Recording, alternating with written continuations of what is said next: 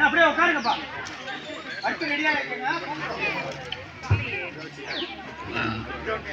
கொச்சி சொல்றேன், கொச்சி இப்ப கிடையாது சொல்றேன்.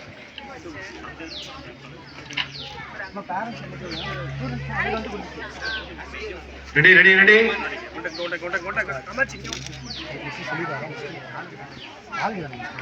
அப்படியே சொல்ல அப்படி போனா ஆரம்பிங்க சொல்லுங்க. ஸ்டார்ட்.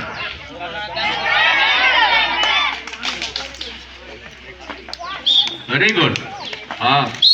அடுத்து